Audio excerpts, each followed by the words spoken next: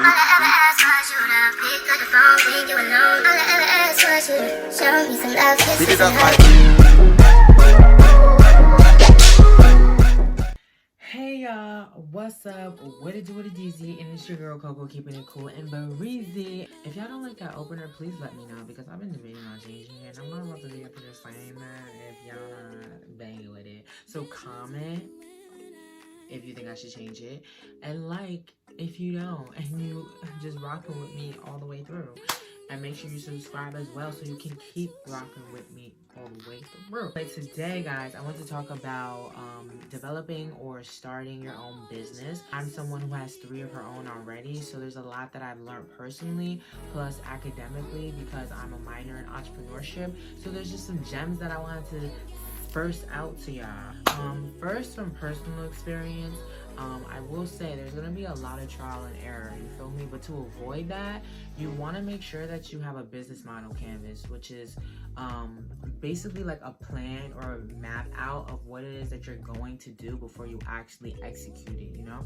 So that's something I'm going to break down to you guys as well. I also want to state that make sure whatever it is that you do, you have a passion for it, because without the passion, like, you're not really going to give it all your all. It's not going to be genuine. You're not going to think about your customers and clients. And so that's why I wanted to go over the lean startup business model. That one really aims towards making sure your customers are satisfied first before anything. Also, it favors experimentation over elaborate planning. So, you know, like I said, you're creating basically hypotheses and guesses of what it is you think your customers are gonna want before you actually go out and just spend all this money trying to make it happen. Before I get into the nitty-gritty of the business model though too, I also want to state that aside from passion, you also want to make sure that you're super organized, y'all. Like, no funny. I make sure that I carry my little Firkin around. Yeah, because she's not a Birkin yet. Unless she will be. I carry her around because, you know, it's with my journals, mask in here. Yep. I got you know, this girl team. I always just like to have it with me because it just makes me feel like my business is with me on the go. Also, this right here will literally help you with your best life, staying organized and on the go. Because baby, somebody call me up, oh, I need this, da da da da da. Oh, let me just pull out my planner. Hello, just like that. But yeah, let's get into the nitty-gritty. Let's get into the business model plan. That's because, like I said, that is just going to help you stay organized within your business itself before you go out executing things that's going to have you spending money, you know? So the first thing you want to think about when you're making your business model is value proposition. You're going to ask yourself, what is it that you're building? Who is it that you're building it for? And the problem that it is that you're solving with this product or service. And what you also need to make sure is that you differentiate what a problem is versus a need when it comes to developing a business for people. Next thing is finding your customer segments, like knowing the demographic of your customers, like who they are and what it is that they do, because at the end of the day, your customers don't exist to buy, you exist for them. And whatever product that it is that you're making, you're not making it just for a market. You want a market to be out there for whatever it is you're making. So don't let that go over your head. Like, don't form a product to be made for a specific market. Basically, let the market find you and help you develop what it is that you're going to do, all right?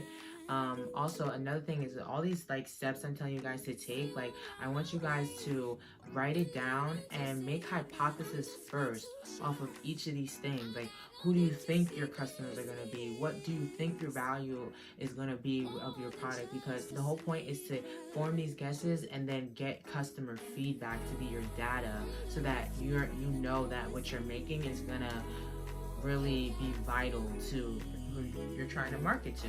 You thinking of how you're going to get your business your product, your service out there? How are you going to make sure people know that this is your product, your service? Or how are you going to let people know where to gain access to it? Are you going to put it on a website, Instagram, Twitter? How are you plan on doing it? Facebook is a very, very vital way to do it as well. A lot of people try to sleep on Facebook, but I'm telling y'all, that is the go-to. I got a page up there for my courtroom and closet, and I'm really glad that I did that. Next are customer relationships. You need to know how to get, keep, and grow your customers. You know, it's one thing getting your customers, but then it's another thing keeping them and then expanding on them. And that's where what we call a pivot comes in. Pivot is when you go back to the drawing board and you think to yourself, okay, now I need to jot down a little bit of more things of what I think, you know, my customers are gonna want, and then I go back out, see what it is they're thinking. Even if you guys have to do polls on Instagram to see what it is you think your customers are gonna want before you actually execute the plan, do it. Next thing are the revenue streams. How is your money going to be coming in? How is it going to be going out? That comes along with what value is the customer paying for, and how are you going to capture that value to let them know, you know, that what it is that you're giving out is of value. That's exactly why we see people choosing designer over just going to Walmart, because they think, oh, like it's more money, so it's of more value, but that's not necessarily the case. Walmart has made a way of making sure that whatever it is they sell is of value without being so pricey. Feel me? Your key resources is the next thing. Basically, you're asking yourself, what are the most important assets that it is that you need to make your business work? Is it going to be a technical thing? Is it going to be capital, finance? Is it going to be software? Is it going to be specialized machines? Like, what are your key resources that's going to help you make sure that your business is going to be where it needs to be? Feel me? Like, it's obviously money is definitely going to be a key resource, but it's also like you need to figure out how it is that you're going to fund, and that's where Forex can come in. But anyway, key partnerships, that's another thing. My key partnership is Forex.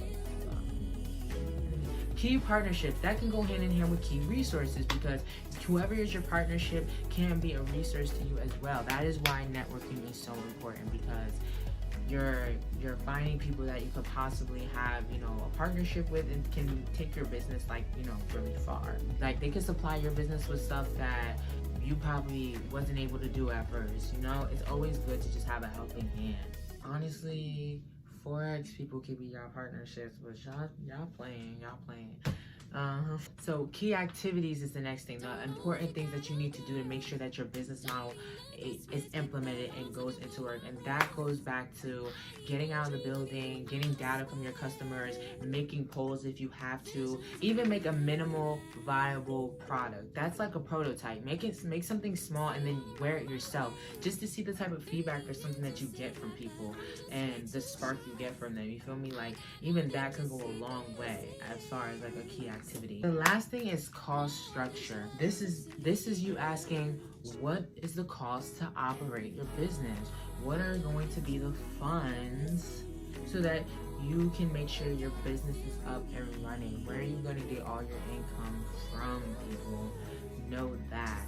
And you know, that's why we make this business model, so that we don't take the risk of putting out too much cost before we really start stuff, you know? You guys can even look up a template of a business model if you want, you feel me? Like, but just know that you need to focus on your value proposition, your customer segments, your channels, your key resources, revenue streams, key partnerships, key activities, and your cost structure. That should have been 9 things that I stated there. 9 things that you need to jot down and make sure you make a hypothesis of before you actually go out and start producing your product, okay? Because I'm telling y'all, doing this will keep you from so much trial and error that, you know, you can avoid, feel me? And that's something that I learned myself. Like, I just wanted to produce what it is that I wanted, but you have to realize you need to produce what it is your clients or whoever it is that you're going to be producing to want.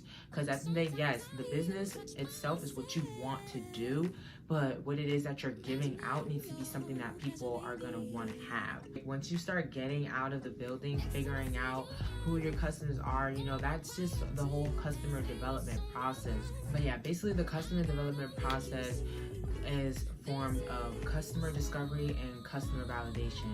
Customer discovery is where, you know, we said, who is our customers going to be? Basically our customer segments. Who, what, where, you know, the demographic. And the customer validation is basically taking all of it, all the hypotheses that we came up with on that business model, and seeing if all of those are matching the solution of our customers. Like, is the problem that we're trying to solve matching their solution? That's the search part, you feel me? You're searching. Then from there, you're taking it and you're executing through customer creation and company building. Feel me? Now you're about to create your customer base. You're about to bring them in, bring whoever it is in that you know is going to want this product. And then you're building. And that's just that. Like, honestly, y'all, I was just sharing y'all some gems that I learned this week from class, because, you know, I also got asked how it is that I manage school, this, and doing businesses.